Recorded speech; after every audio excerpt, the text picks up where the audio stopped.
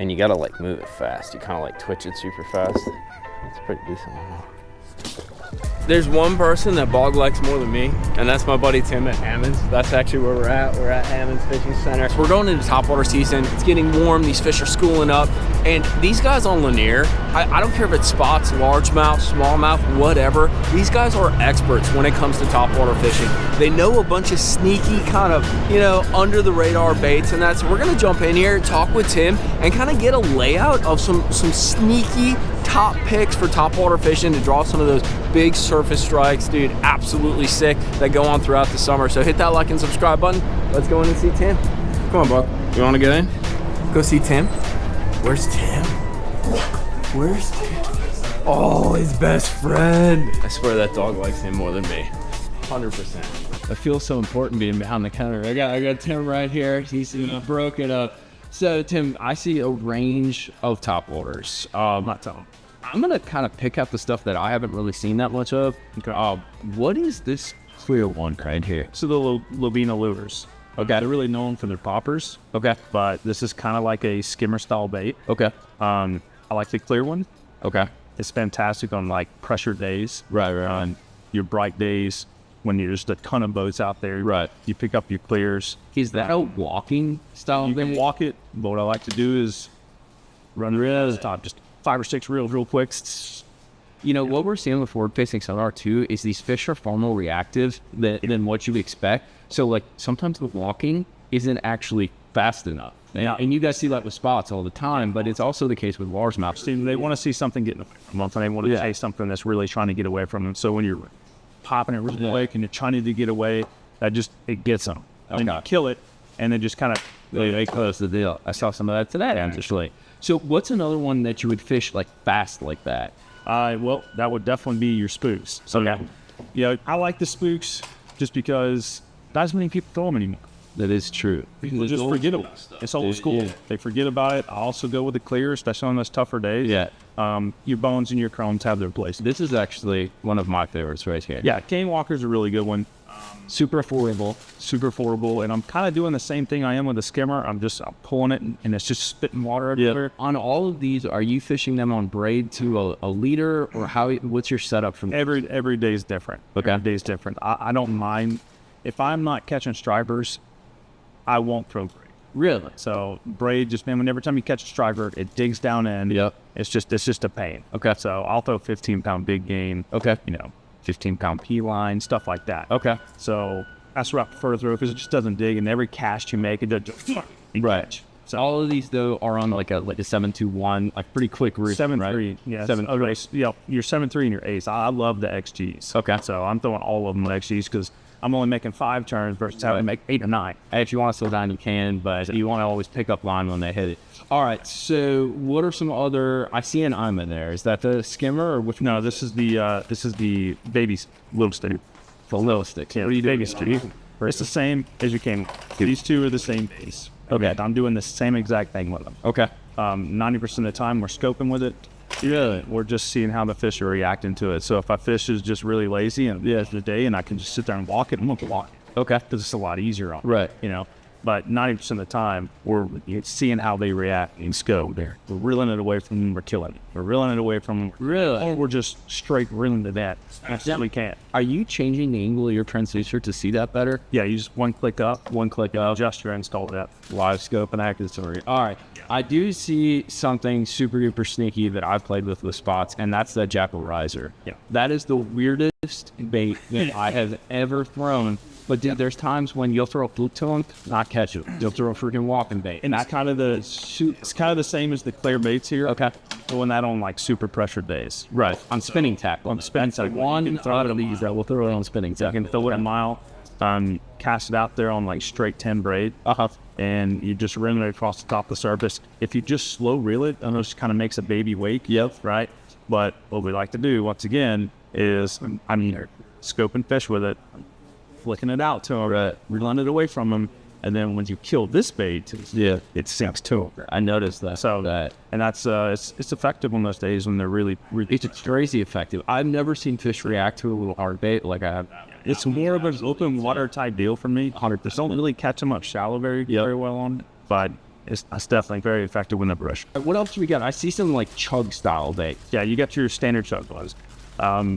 That's super old school, but man, there's some days when you can take all of this and just throw it in the trash, and that's the only thing. Really? I typically, on a herring spawn, is when I'm throwing the bigger one. Okay. But after that, it's the medium chug bug.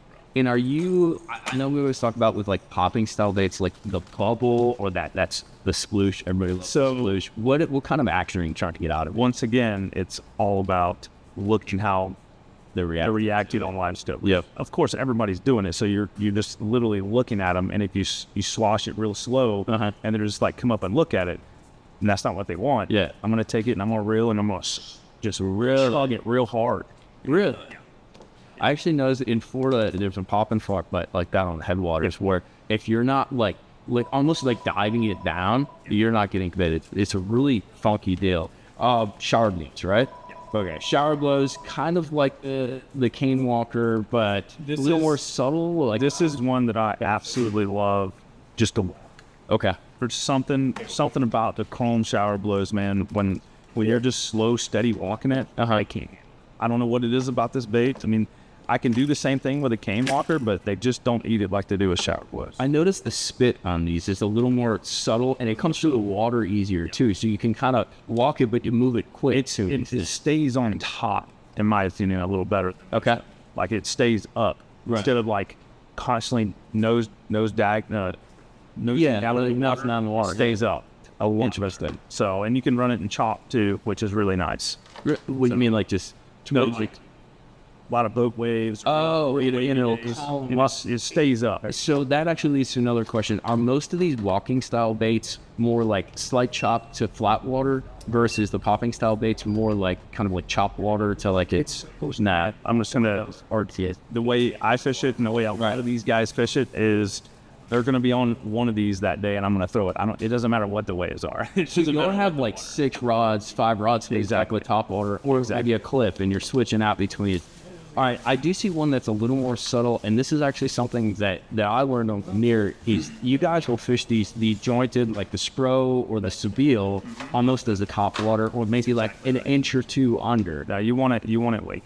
You want it weight. 90% of the time, that's when they eat. So you fish it as a weight, so it sinks. They're like jointed swim baits. I think the clutch is even a good example too. The clutch swim baits will be your lightish kind of jointed swim baits. But these guys are keeping them way up in the water column, and it's kind of a unique retreat, and it's actually worked for me on largemouth, dude. You call them up, because what we're finding with forward-facing sonar is most of the time, not all the time, these fish are looking up, and if you get below them, they won't play ball. They're gonna eat it, but this one is not near as loud. Okay. And it wakes a lot easier than a Sebile. Really? So this is definitely one of my go-tos. And cheaper, too. And it's cheaper. Yeah. And, well, the Sebiles that are coming back out are pretty cheap. Okay. But, yeah, it's cheap.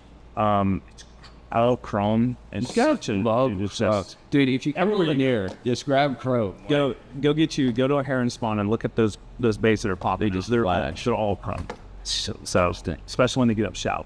Yeah, that's true. I've seen them flash and they're actually throwing a bait back. So, all right. So last thing, did we talk about the Dog X? The Dog X it's just another walking bait. Okay. It's just another one of those baits that if you see the back end of it, it just has a different tail. So when you reel it real fast, it's spitting and kicking just a little different than the other. So that's really the small things is what you're looking for. Right. Most of these walking baits are all just straight tailed. Yeah. Everything we got here is just straight tailed in the back or kind of rounded, but this Dog X has that little cut in the tail. Right. So when you're not just walking it, but when you're reeling it real quick, it wants to toss water out the backside. Okay. Instead of splashing out the front. Kind of interesting. And this has a little flatter nose too, so it spits a little as if. So they all do things like a little bit different, which is why you need like 27 top waters. But it is kind of interesting to watch and Tim really highlighted it. Like the forward-facing sonar, you're not regulated to just like a jig and minnow. And like this kind of fishing you can do with forward-facing sonar or without it. But it's interesting to see like how they actually react and come up to these top waters, staying above them. And that's where these fish get. They're coming up in the water column, they're chasing spots, largemouth, smallmouth. These two guys right here, we put them together a lot too. So when they're blowing you're going to put these two guys together and you're going to chug them together. How do you connect them? Kind of right. I take the back hook off the smaller one. Just 50-pound rate. and it's like a double donkey. Well, not that's a donkey, but it's like a back. It's like having a front runner, but you chug slow. Really? I mean, just super loud chugs. You're trying to fool them out. I typically do that when two different things. When they're eating herring, or when they're further down in the brush and they just won't touch a jig head minnow stuff. I just need to get their attention. Yeah, you gotta call them up. You gotta get them going. I want to just really get after it. Yeah, that double shovel. Wow. That's a crazy rig, dude. So, and then obviously, so if you're on this, I mean, we don't want to get too deep into soft plastics, but your backup fire is like a fluke style bait. So like they're blowing up, they're not closing the deal, or maybe they're kind of swiping at it. Then you'll go to that fluke, maybe put like a little nail weight in it if you need to. Just keep adjusting the sizes until that's what they want. That's every day. That's all the scopers do, bro. They're just going to keep adjusting the sizes. They're either going to throw a 7-inch all the way down to a 2-inch. Really? They're just going to keep adjusting the sizes until they find something they want. That is freaking cool. Last question that I have for you. I noticed some of these baits, like the shower blow, it has that sort of feathered treble hook.